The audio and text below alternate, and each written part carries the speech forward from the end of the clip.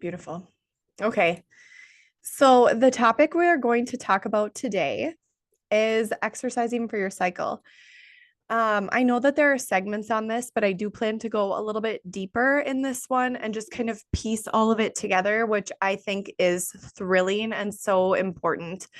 So, just a reminder before we get started, for those of you that will be watching that don't routinely cycle, that follicular phase is going to be from menstruation, and follicular phase will be from full moon to new moon, and then new moon to full moon, or vice versa, depending on some of the symptoms you're experiencing. Okay.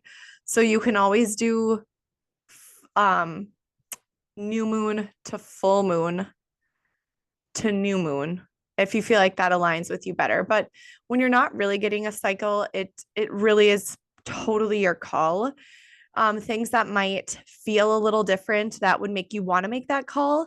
Ovulation, and we'll talk about this in this, is when you're just peaking. You're going to feel your best.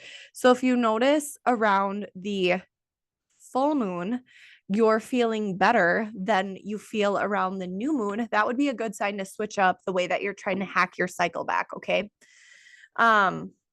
So let me put my phone in silent mode before we start. Beautiful. Okay, so our hormone cycle, follicular phase and luteal phase are what we hear the most about.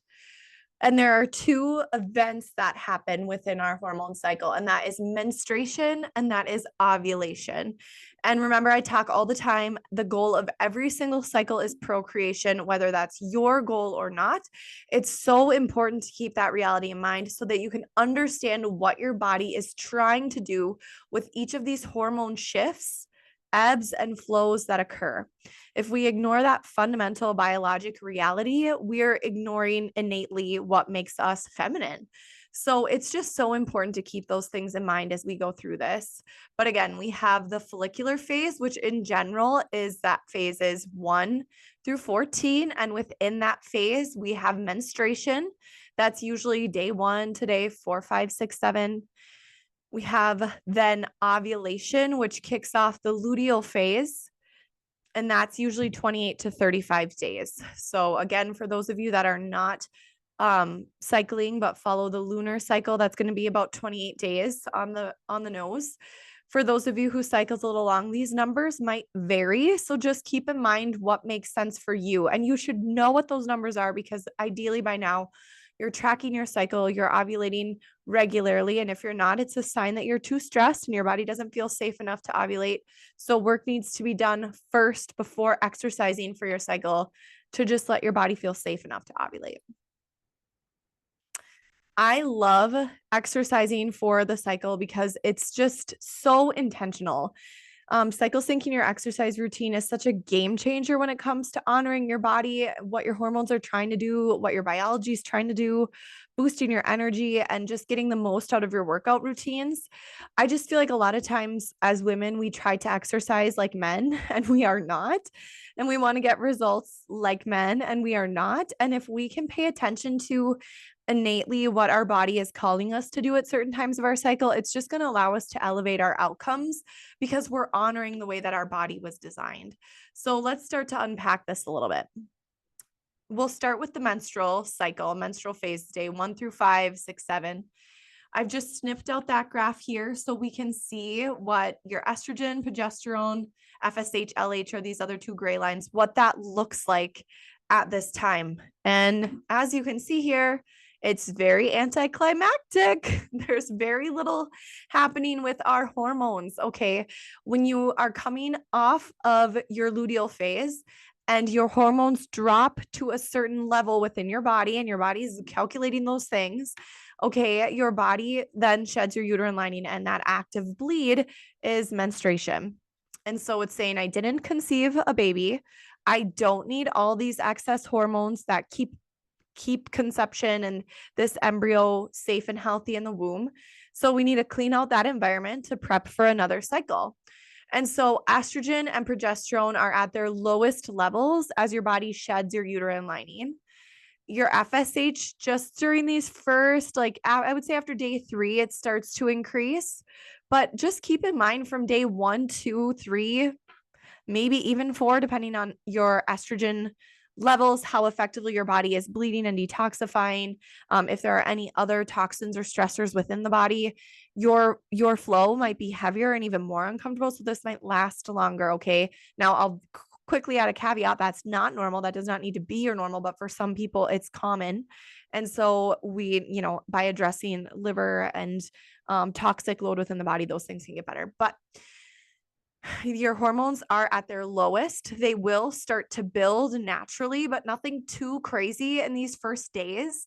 And so, this drop in hormones impacts how you feel, who you are, and how you handle things. And so during this period, rest and gentle movement are key. You're not going to want to do much more than that. And that's just because your body is shedding, it's like molting, it's setting a new stage for a new hormone. So we need to honor that. And we need to slow down. If we're trying to gaslight our biology in these cases, it can just be exhausting for your body to try to bounce back from, because it's actively and very, aggressively detoxifying one of your most intimate organs. So again, this is a time of rest and renewal. Your body is shedding the uterine lining.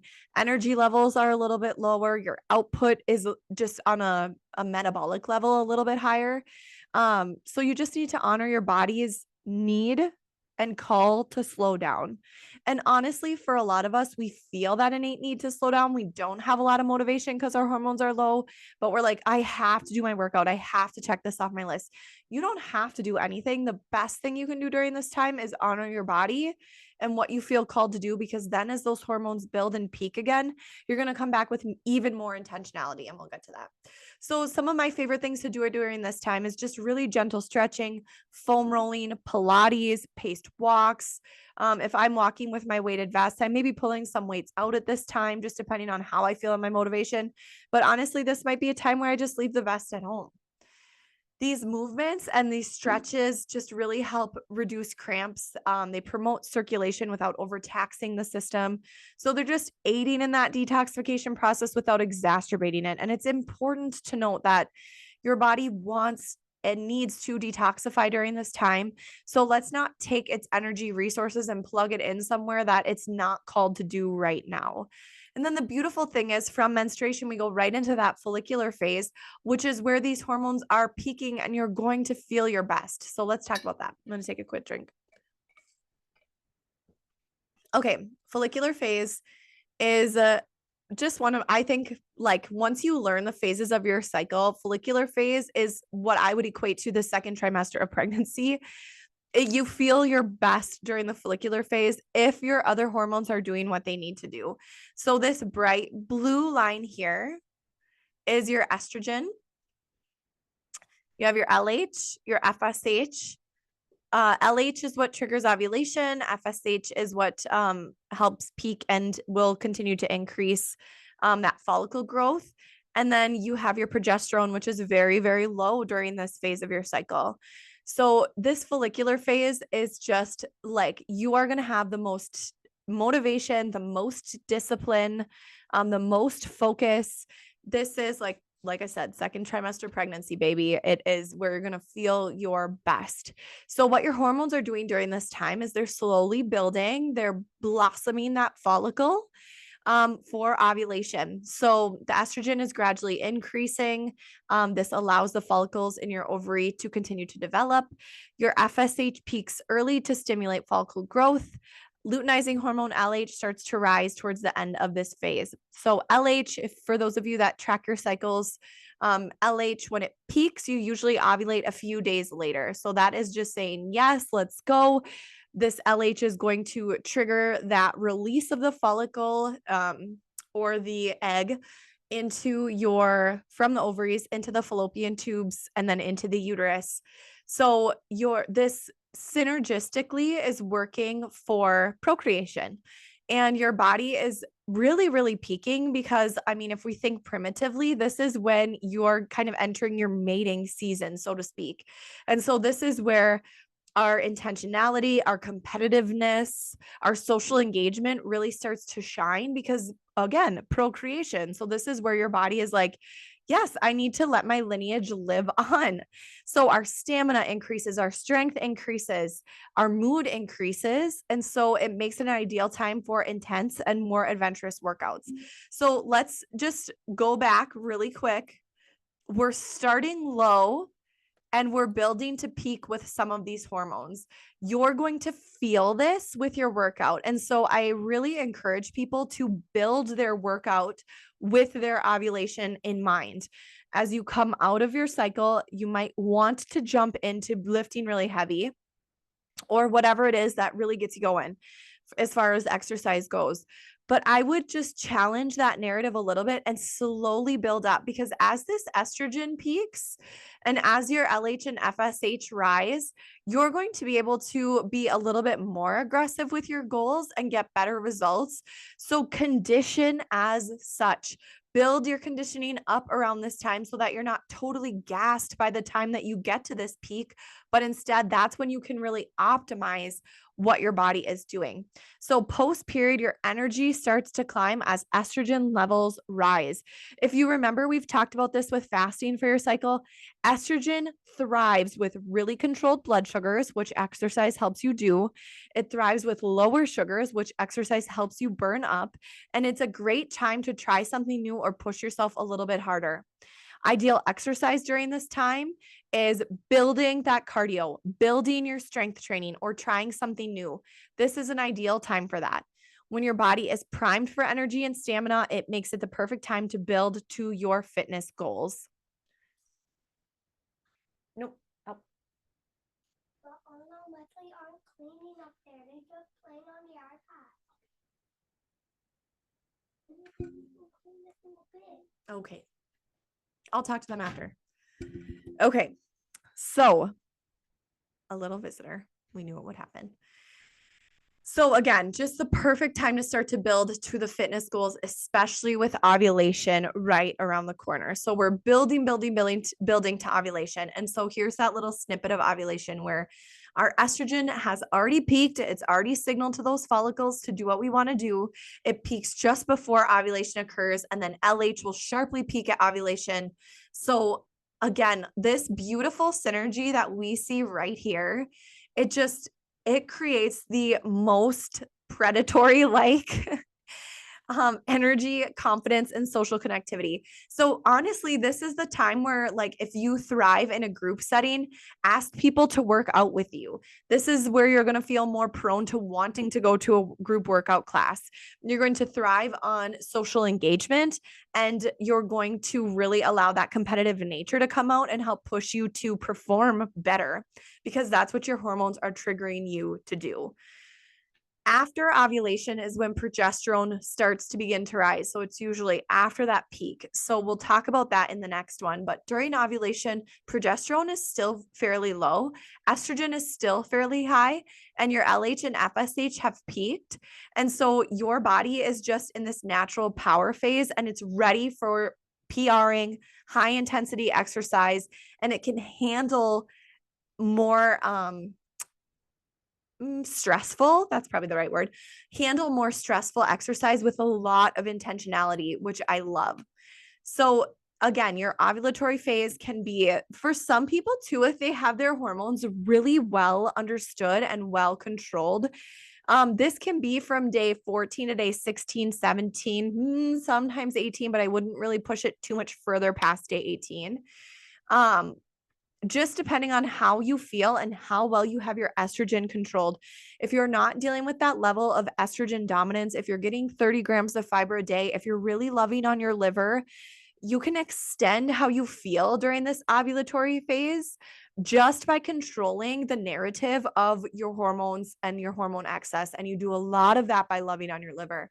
So prior to pregnancy, this is something I had really capitalized on for myself and my health, was just controlling how my hormones acted and reacted by taking really good care of my gut, by making sure I was really loving on my liver, by really taking care of my lymph and my fascia so that my drainage funnel was working the way that I wanted to. and that excess could leave so that I could really capitalize on this building from period to ovulation to really enhance how I looked and how I felt with my exercise. So, again, keep in mind, this is your power phase, your energy peaks, your motivation peaks. You feel like your best self, or you should. And if you don't, it's a sign of hormone dysbiosis. Ideal exercise during this time. So this is when I'm pulling in high intensity interval training. This is when I'm doing sprints. This is when I'm doing my spin classes or hitting my bike up a little bit more. This is where I'm shooting to get a PR. This is where I'm engaging with team sports, probably a little bit towards the latter part of the follicular phase as well as into ovulation. Otherwise, your girl does not like social engagement exercise. It is not for me. I'm too competitive at all times, but at least my hormones during these phases are lending it to be fun competitive versus like ruthless competitive. Your strength, your endurance, ideally your blood sugars are at their best. So it's going to really elevate that natural endorphin rush that comes from exercise. It's going to make it feel more pleasurable. It's going to allow your recovery to be enhanced. And you're going to find that you can bounce back more effectively during these phases, these, 10 to 11 days of your cycle. If you can optimize your conditioning during these 11, 12 days, you're going to notice such a nice shift in how you feel, A, during the luteal phase, and B, during your period, because your uterus is reacting to muscles. Your heart is a muscle. So how your body handles the stress of your cycle just is enhanced by enhancing your conditioning, by capitalizing on what your hormones are doing during your cycle, if that makes sense. So I love and live for the tail end of my cycle to day, usually for me it's about day 18. I can really enhance how I feel, my activity level, and then by that time, because it's been 10, 11, 12 days of pretty aggressive conditioning, when I lean into my luteal phase, I get to listen to my body. Let me see this. It looks a little big. Let me see if I can shrink this up really quick. Oh, I forgot to delete this part. Let me fix this really quick.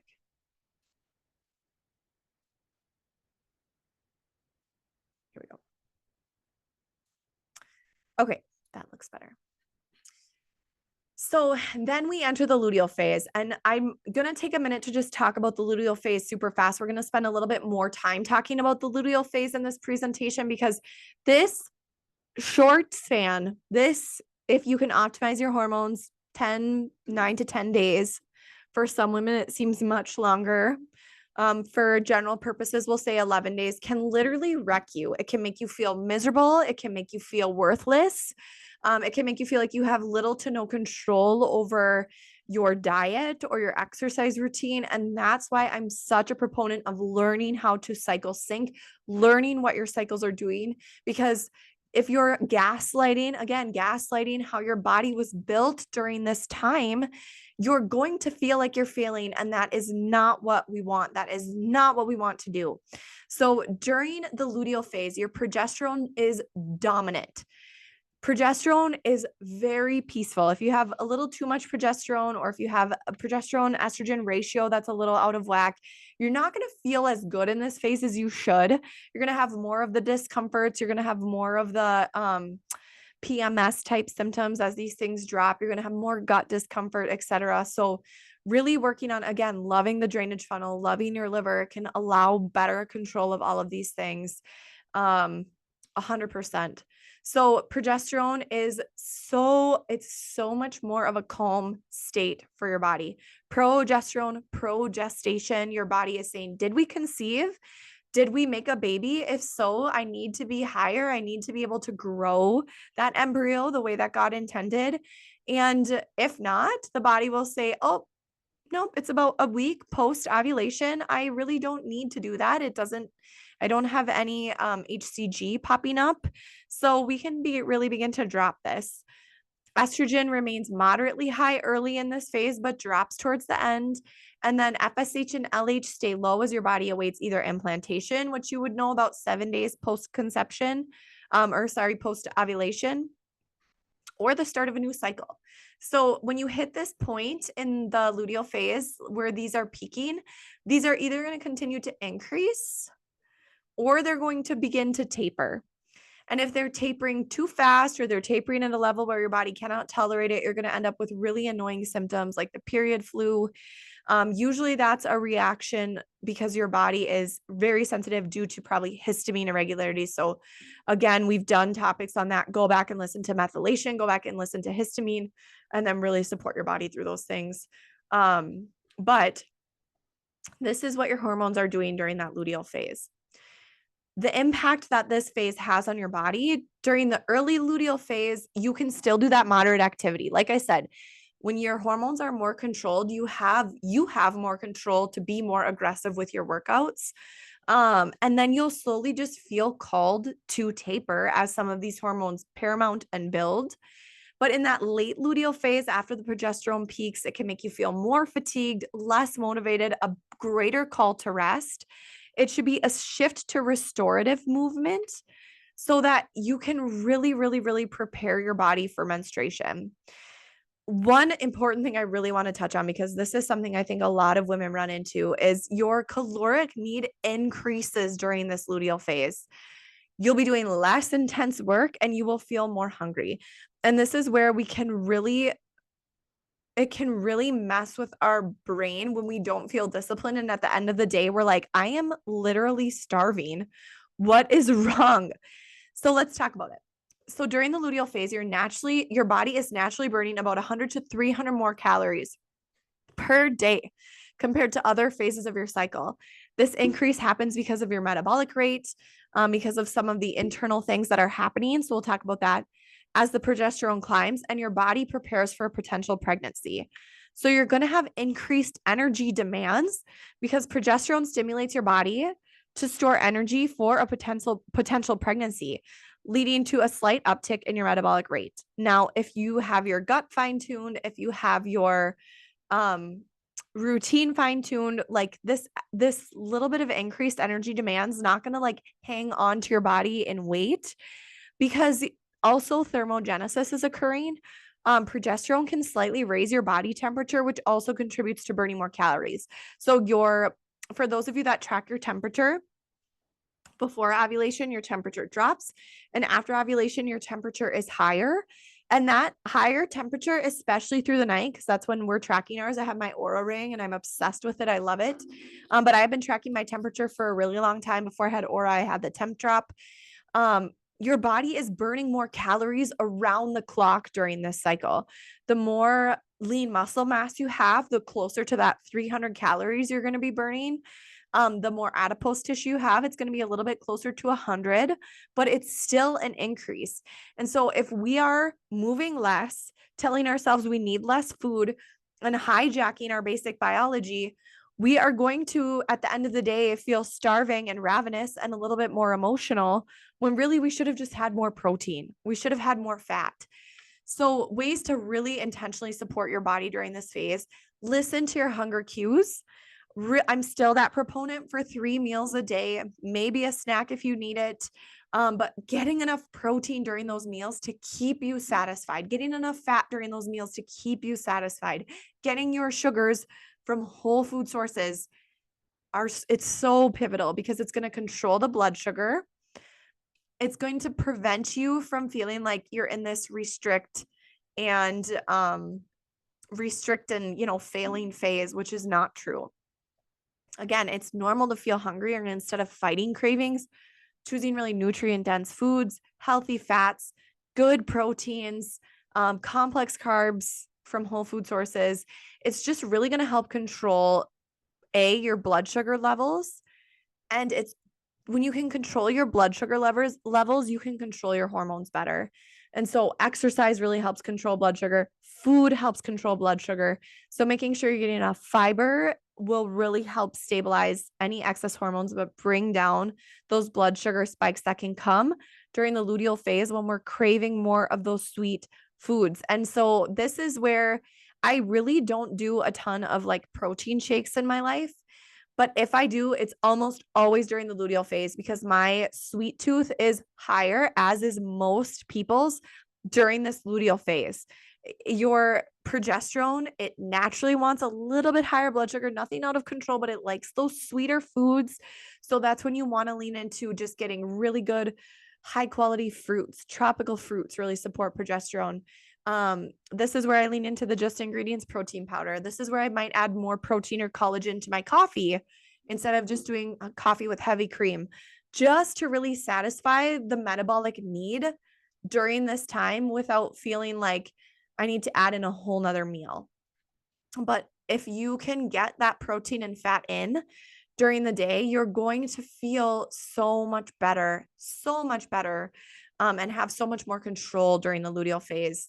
But a lot of women don't know that their baseline metabolism increases. They feel a little bit lazier term used loosely, when really it's your progesterone is calling you to be this way.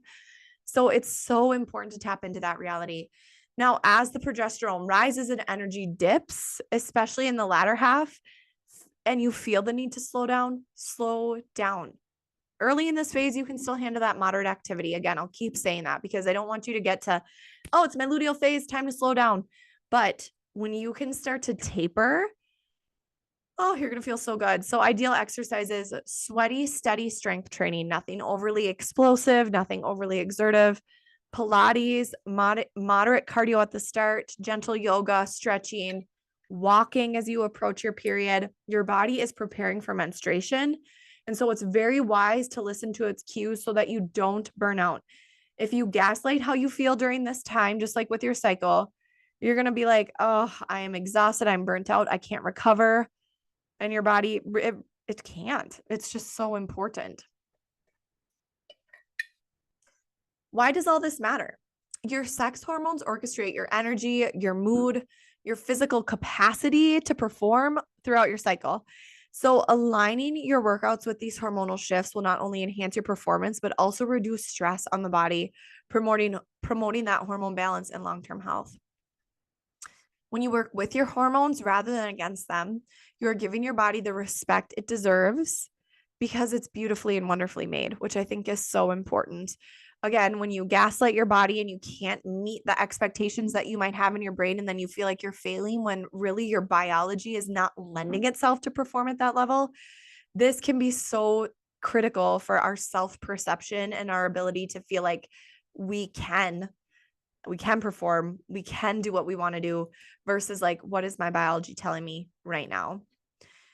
By syncing your workouts with your cycle, you're working with your body's natural rhythm rather than against it. It can lead to better performance, fewer injuries, and improved hormone balance, because we're not gaslighting our testosterone, we're not gaslighting our cortisol.